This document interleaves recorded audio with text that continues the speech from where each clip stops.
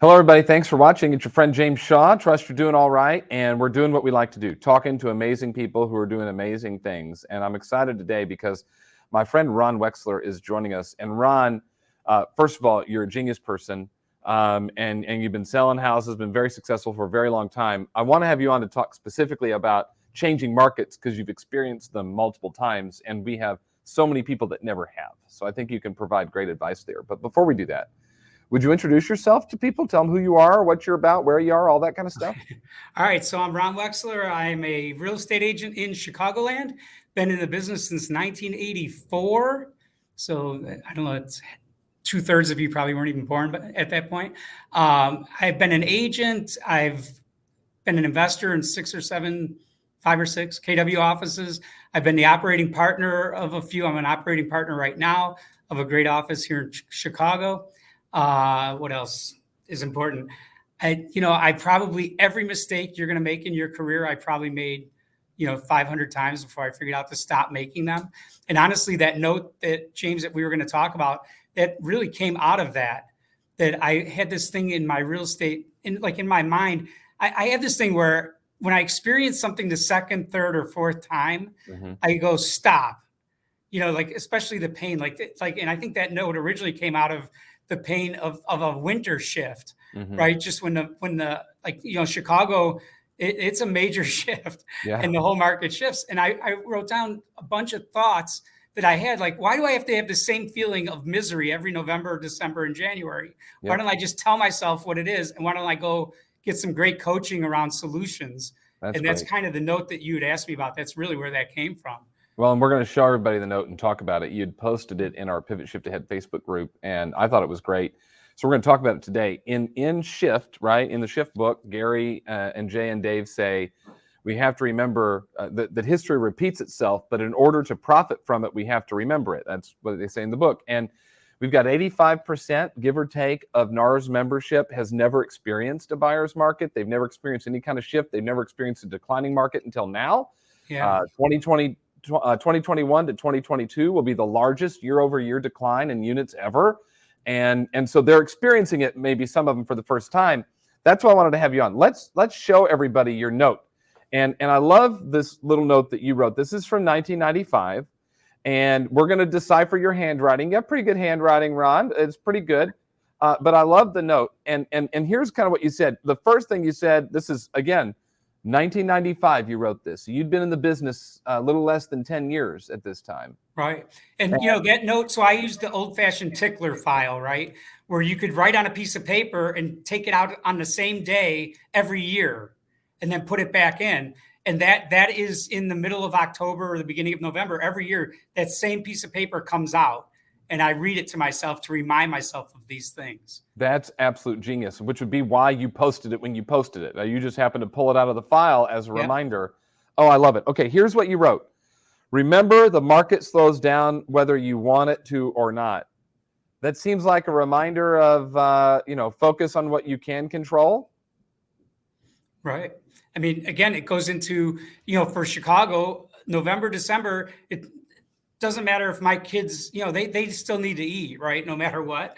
And so if I don't do business, we're in trouble. And year after year, I was like, God, I used to love Christmas because I was in retail and I used to make 2/3 of my income for the year between Thanksgiving and January 1st. I was like, okay, this is just the opposite. Like, I could stay home and nobody even know I exist.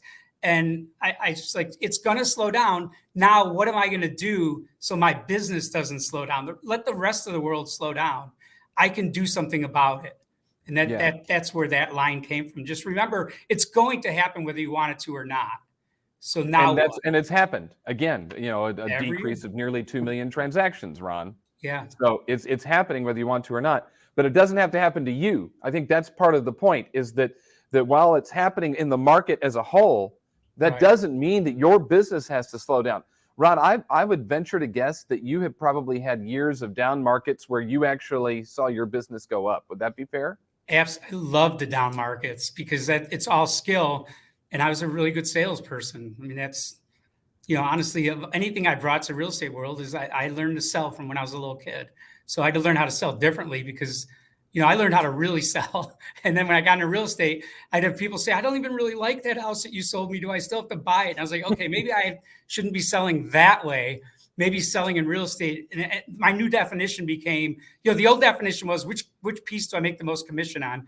And I would just sell it. I mean, I'd send you home with it. Well, I did that with real estate at the beginning and realized that was terrible. Yeah. And so my new definition of selling was helping people figure out what they want and then going and getting it for them. That's good. You said that you need skill. We are definitely moving from this kind of speed market of 2021 and 2020 to a skill market in 2022 and 2023. What skills do you think agents should be working on right now?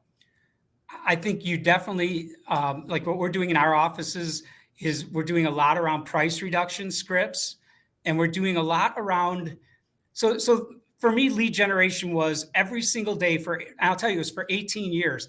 For 18 years, it was every single day from basically 7:30 or 8 in the morning until 11:30 or 12, depending on, and there's some years I did 6 hours a day. Some days it was only 2 hours, but I mean, mostly it was anywhere between 2 and 3 hours every single day, calling the expireds, calling the for sale by owners, calling past clients, and then doing call arounds, circle prospecting. I think the skill right now is to never, I don't know if this is going to freak people out, to never let yourself off the hook, that you should always be looking for business. And I was sharing with my team this example this week, and I don't even go on listing appointments or anything anymore, right? It's not even my main job anymore. And this last week, I had this guy, I got a referral from a guy, and I told my team, here's where this referral came from. This guy was at my house. He was the laborer for a window company. We put in a new picture window in our family room, and he had come back to work on some of the trim. And I hadn't met him because he'd been working at my house when I wasn't around. So now he was there when I was there, and we just got a listing because I said to him, when are you going to be buying your next home? Who do you know that wants to buy or sell a home? You guys, you must be in houses that are going on the market all the time. Who's your core agent that you trust with the people when they start talking about selling their house? I was like, I want to apply for that job. I want to be that person. And he was at my house 3 weeks ago, and we just got a list. And I think they just activated the listing yesterday. That's amazing. You have to always be looking for business and letting people know that you're a real estate agent. You referenced this in the letter. Let's go back to the letter. Up your activities to keep momentum through winter. Right. And this is not the time to settle back and curl up. I mean, the next line talks about that you want to spend time with your family and rest and take time off. But when you're at work, man, you got to up your activities and be very purposeful, right? I literally, when I was doing just hardcore on the phone 2 to 3 hours a day, starting October 1st, I doubled. So if I normally was talking to 30 people a day, it went to 60. And if I was only calling the expireds in the morning, I had this theory that the people you reach during the day are the ones you get to meet with during the day. So I never liked lead generating at night because I want to be home with my family at night. So I just, but I was hardcore during the day. So all of a sudden, where my team could interrupt me, or even before I had a team, people could come in and talk to me at 10:30, 11, 11:30. I was like, leave me alone till 2 o'clock. If I have no appointments, I'm not coming out of this room until 2 o'clock.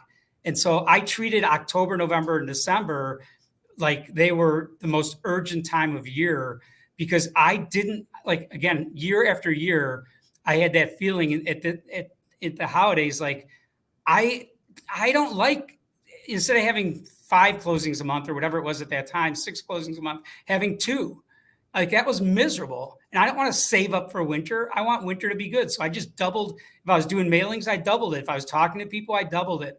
Just anything I was doing, I just did more of it from October until January 1st. And then and even price reductions, that was a big one. We have a thing, I called it the inventory slash and burn. And I just took whatever inventory I had, and I went through and I just used, I don't know if you guys have ever heard the 3 questions, the 3 options for a listing when you call your listing that is overpriced. Yep. And you just call and you say, I apologize, I haven't got your home sold.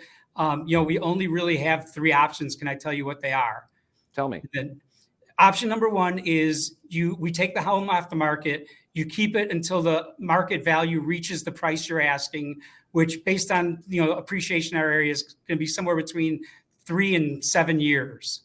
That's Okay, well, we option don't one. want to do Option that. two is if you absolutely have to move, then we work it out so you move and you rent this house out for that same 5 to 7 years until your house is worth that amount of money. Okay. And most people say, I can't do that. Yeah. Okay, well, option number 3 was we price your home where it belongs. We get it sold in the next 8 to 10 days, and you're moved in 60 days.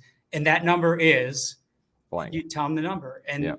and then they'd say, well, can't we do more? Right away they go to, can't we do more marketing? Right. More open Right? houses, all that Can't you stuff. do open houses? Can't you do da da da? And I would say that's option 4, and there is no option 4. There's 3 options. There's 3 options because we've already done a lot of marketing. The whole world knows you're on the market, and you've already been rejected by the market for the last 2 weeks or 30 days or however long they've been on the market. Hey, let me ask you a question. You said something that's really important, and maybe for you, it's just the answer is because that's what you decided to do. But you talked about, look, if I don't have an appointment, I'm not coming out.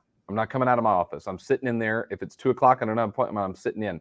How does someone get to that type of attitude that the measurement of the success of the day is, did they accomplish what they want to accomplish? How do we get there?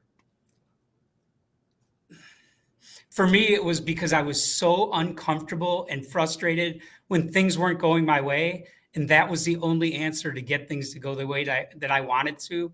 I think what I heard Gary, probably Tony DeCello and Gary and a few other people, Linda McKiss, a lot of the really great people in our company that I've modeled off of or learned from. I think a lot of them, it's when the pain of not getting what you want is high enough that you'll do whatever it takes. And there's 50 versions of saying that, but ultimately, when you decide that you're not going to go home and tell your wife you don't have enough money to pay the bills, or you're not going to not pay the full balance on your credit card every month and have no credit card balance, whatever, something for me, I'm a very slow learner. So usually it's a painful event that gets me there. But it is a decision. It's just like anything else. The day that you decide that the way you're living right now sucks and you're not doing it anymore and you're going to do whatever it takes to fix it, I think that's it. And I think here's the other thing I'll share right now that I'm seeing with our offices. I think a lot of people think that there is no better answer in real estate and they start looking for something else. And I think there's always a better answer in real estate, and you don't have to quit real estate and go do something else. You have to just give up your position that you're in right now and say, I'm going to find the right answer in real estate and I'm going to change.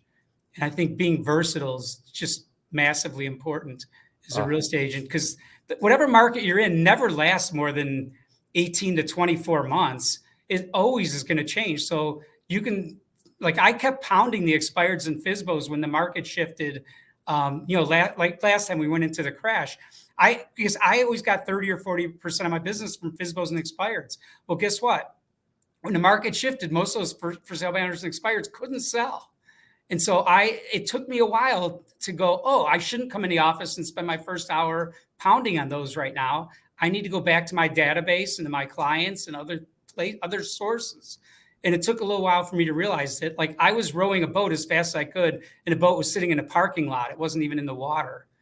So, It's interesting. Like you said, I'm just a slow learner. That's why I have a lot of notes to my future self. Well, I like it. And so let's go back to the notes. You say here, when you start to get depressed, looking at the gap between the goals that you set and where you are, look at the progress you've made since last year. And then you put in parentheses as a reminder, you always set high goals. Yeah. Talk to me about that one. Well, that I just, when I was doing 30 houses, the next year I want to do 100. Well, most likely you're not going to make that jump. So then let's say I did, my goal, I did 30 one year, and the next year I had done 55 or 60, but my goal was 100, and I'd be all depressed that I didn't hit 100. And I go, wait, you do that to yourself every darn year. How did you progress? If you did 30 the year before, and I used to track it by days off too. Like my goal, when I really got hardcore about my schedule, my goal was 210 to 215 days a year that I was being a real estate agent. And the rest was weekends off and a bunch of vacation days. So I think that's really the answer to that. It's just when you got hardcore about it. I like it. Okay, I want to talk about this other one in here. It says, I like both of these. Call past clients, friends, and current clients and share your gratitude for their business and for their referrals. So many times people say, Ron, well, what am I supposed to say when I call? What does that call sound like? It sounds like to me, you're just expressing gratitude to them. If they've given you business in the past, you're thanking them for it. If they've given you referrals, you're thanking them for it. But really just reaching out and saying, hey. Yeah, I think, it's interesting. Again, I wrote out, after I experienced something more than once or twice, I write out answers. And so I had a script for my past clients for every month of the year. So when you call them around the 4th of July, it's like, hey, how's the summer going for you guys? What's new in your world? Who do you know that's buying or selling a house right now that I should be helping?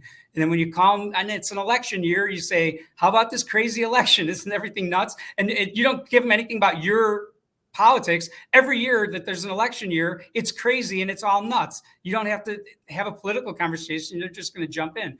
You call them around the holidays and say, this is a time of year to show gratitude.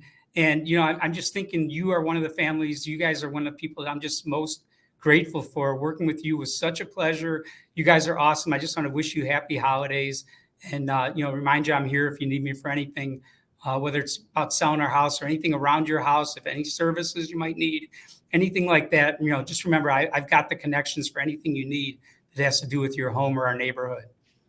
And so, but I wrote it out. I knew what I was going to say to the people in January because I had all of my database on basically a 90-day rotating basis. So I called every single client 4 times a year. So, it's not like I only called in January, April, blah, blah, blah. I was calling throughout the year. And so I just was like, what do I say to them? I hated that feeling. I know what when people say, what am I going to say to them? It's like, if you're asking yourself, what am I going to say to them? Why don't you figure out what you're going to say to them? And then you won't have to think about it. And I've been making some agent calls. So my job on our team right now is after the closing, I'm just calling and thanking the clients. And I added in the agent. And now I'm just calling the agent and saying, and again, they've never even dealt with me most of the time. They've just been dealing with my team. And I just call the agent and say, hey, it's Ron Wexler from Keller Williams. I just wanted to call and say thanks for selling our listing over on 123 Street. And just see how you're doing. How's your business going this year? And we just signed a capper yesterday from one of those calls. So, it's like, I had to write out the script. And so when I'm calling the client, I'm just calling to check in and see how we did as a team. Were you happy with our service?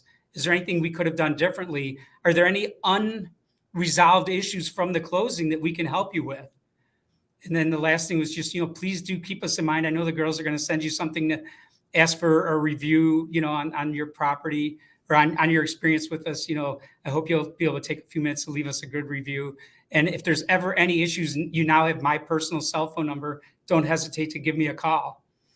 But that's, if you go in my office, that's on the wall, even though I have it memorized, it's on the wall in my office. So when I start calling those people, because I did the same awkward thing with them, with the clients after the closing, I was like, no, it's 3 questions. What are the 3 questions supposed to be? Write them down. Now it's on my wall. Genius. Okay, I want to read another thing in here. It says the whole world wants to goof off until January 15th, keep in the game, build momentum, have fun, take some time off, play with the kids, be with family. So when I read this, I go, okay, in 1995, Ron might have been getting a little bit obsessed with work and needed the reminder that you got to be with family, but also the reminder that means when you're at work, you got to be all in. Yeah, absolutely right. You're still doubling down. You're still, in fact, what I did a lot, now I don't have little kids anymore, so it's a little different, but what I did a lot during the holidays when I had a house full of kids is I would just come home at 2 or 3 o'clock if I didn't have a listing appointment most of the days. So I'd crank out the lead gen, I'd work really hard. And then if I didn't have an appointment in the afternoon, where normally if I didn't have an appointment in the afternoon, during the regular part of the year, I would go back to the office and lead gen another couple hours. I would just go home and be with my family. But more importantly, I think than that is I took the calendar in for actually November, December, and January, all the way up until like February 15th. I scheduled all my days off. I put in my goof off days because I don't want it to be a random thing. I want to know that on December 18th, the kids are going to be in a little play at school and I'm not getting there right when the play starts. I'm staying home that whole day. I'm going to help my wife get them ready. I'm going to, be the one who gets to drive them there. I'm going to talk to them about it. I'm going to have all the excitement with them for the whole entire day. But if I didn't do that, then I would just be like, okay, I can get there by 2:15 when it starts. So give yourself a break. Give yourself some time off. You need it too. Just don't give yourself the whole month off because you'll be paying for it in February and March. Yeah, no doubt. Okay, so what kind of, I guess, advice would you give to somebody who has never experienced, well, I keep saying they've never experienced a declining market. Actually, they're experiencing one right now. They're in it. So Welcome. everybody has now experienced a declining market because we're down nearly 2 million transactions this year. So, but what advice on your perspective would you give somebody on how they can look at what we're in right now? So the first thing, the way that you get out of a, I don't know who this quote is from, but the way to get out of a depression or a slump is identify you're in one, right? So the first thing is just knowing that there's a problem. The second thing is breathe, because especially I think there's a lot of people who've had a really good 2-year run, in spite of how hard they've had to work, especially if they're working with buyers. And I think they're going to be like, all of a sudden, nobody wants to buy a house. Well, something's going to shift, and yes, it's going to slow down. So just accept that, just accept, breathe, accept that it's not going to be the same, and open yourself up to change. And I love these calls that you guys do and some of the classes we're having with KW right now. And just having coaches, like everyone on my team has coaches. I mean, I have 2 right now. Just having someone to talk to about it. And like right now, going into the market we're going into, I would double down on my database hardcore. And I would write the script. The script for right now is, it's been amazing that we've had 5 years or whatever it's been, 8 years of interest rates under 6 or 7%. For me, when I started in real estate, it was 17% interest rates.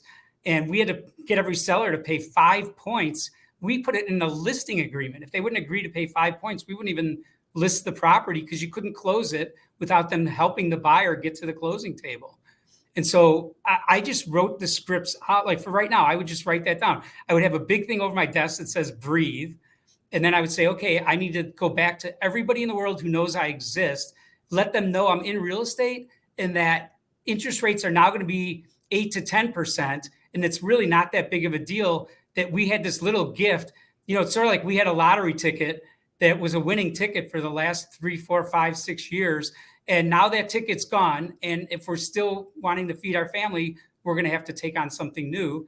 And then I would figure out what that might be. I might talk to my team leader or talk to my coach, figure out what is my new approach going to be. If all my business was coming just from my neighbors and say my family, okay, I need to go figure out what is the new approach. And I would figure out, I always had a different script for whatever market we were going into. And it was real simple, besides, I don't know if you ever taught on the, I call it the 5 questions every realtor should know. And like in our office, when I was the OP, I made sure no agent could even work here until they learned those 5 questions. So I think, I go back to those 5 questions. How many times a day am I going to be using those? And how often am I going to be using them outside of sitting in my office? So if I'm in the grocery store in line, do I know what I should be saying to create a real estate conversation with the people I'm bumping into? What are the 5 questions? How long have you lived at this address? Where did you move from? How did you happen to choose this area? If you ever were to move again, where would you go next? And when would that be? Mm-hmm. That's Everybody should, internalize that really at a deep level. Then when you're in a conversation with someone, the part of it that you need comes out. I'm not saying with every, if you're standing in the grocery store line and you're not going to say to them, how long have you lived at this address? Because they're not at their address, right? But you'd say, how long have you lived in the area? Right? How did you happen to choose this area? Where did you move from? It's just, it's scripted in your head until you memorize it and internalize it. And then you're just having a conversation with people instead of standing there talking about the Reese's peanut butter cups or who's on the cover of the Inquirer, whatever it is. Yep. That's good. Okay. Last thing. And you and I talked about this before. I think it's really smart. So I want people to hear it from you.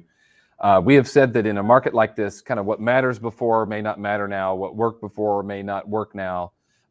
It's almost like the rules have changed. And you talked a little bit about that. You're a baseball guy. I'm a baseball guy. We both like baseball.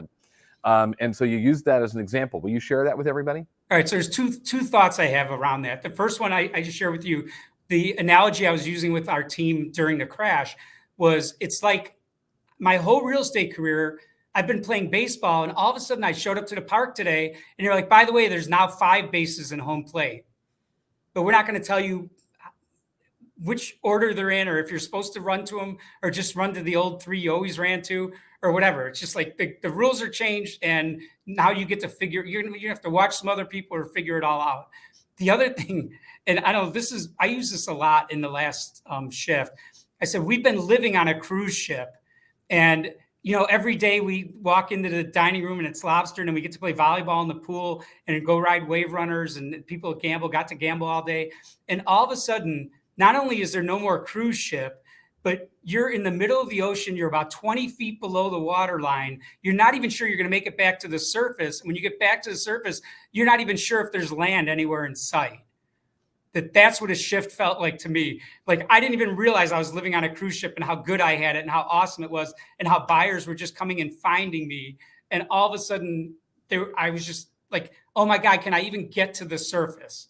Can I even make enough money to pay my bills, right? Like, should I just give up and go do something else?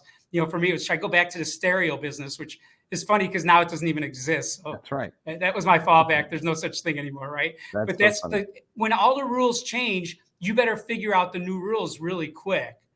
And what you were doing before may not, holding the bat a certain way, standing in a batter's box a certain way might not even matter anymore. I mean, everything might be different. Yep. So be okay with, this is the other part I think is important. Be okay that it's going to change. If you get to have the same market more than 18 months to 24 months in a row, you're just lucky. My 38 years, it's shifted a million times. I don't even know how, it's probably major shifts. I would say this is going to be our 3rd one. Mm-hmm. If you count going into COVID, now coming out of COVID is 2, and then the big crash. But there's probably 12 other little things where everything I did just stopped working, and I had to figure out what's the new game. Like, we became incredible at short sales during the crash. I had a whole short sale team. I had, an attorney I could count on. I got it to work. I had one assistant quit during the crash because when the short sales first started, it was so hard. The banks didn't have any system. We didn't have any system. It was a nightmare. As soon as there was a clear path to doing short sales, I became the short sale guy in the office. Everybody was giving me their short sales. They didn't want to deal with them. I was like, great. I'm going to get back to 100 deals doing short sales. It's not something that we don't talk about short sales nearly as much. They're still out there, but that's not a thing. You don't have a short sale department anymore. You might get them from time to time. First house, actually, it's funny. First house I ever sold, 2005, when I was working for Kathy Russell, was a short sale. And It's funny, it took like 2 days for the bank to come back, because that was like the one file on the lady's desk was our one short sale. And then and 3 years later, it was totally different. What I loved about it, like, here's what I used to say to people. The person that's about to make the decision for the bank to lose $30,000, $80,000 is probably making $25,000 a year. And there's no clear path for them to giving away the bank's money. That's why they won't make a decision. They're hoping someone above them will come and make that decision for them. Yeah. Once they had a system for it and people for it, and they had their model, then it was easy to do. It worked out. They had a formula. Right. Okay, I want to go back to the note as we wrap up. Here are the reminders. Right. What Ron wrote in 1995, and it's completely true today. Remember, the market slows down whether you want it or not. You talked about that. So that's about adjusting your perspective. Then number 2, up your activities to keep momentum, right? Number 3, go through the calendar and schedule as many off days as you want, and then work all of the rest without fail. We talked about that. Number 4, when you start to get depressed, looking at the gap between the goals you set and where you are, look at the progress you've made in the last year. And that's the, look, we're building.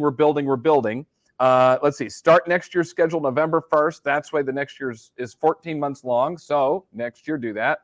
The big one, call past clients, friends, and current clients and share gratitude for your business and referrals. And then the whole world wants to goof off until January 15th. Keep in the game, build momentum, have fun, take some time off, play with the kids, be with family, and then no phone calls or emails on the holiday. It's all good stuff. The note is posted inside Pivot Shift Ahead. I'll put it in the comments too as well of this video so that you can see it. It's good stuff. And then I loved Ron's system. Write yourself these notes, put them in your file, so when you get to that time of year again, you can pull it out and you have some great reminders. Ron, You're awesome. We could go for 3 more hours, but I nobody know. will watch. It'll just be you and me. So I appreciate you, I friend. love it. Thank you for joining us. Stay warm in Chicago. And thank you so much for the value added to us today. Thanks, James. It was great. We'll see everybody next time. Have a good one. Bye-bye.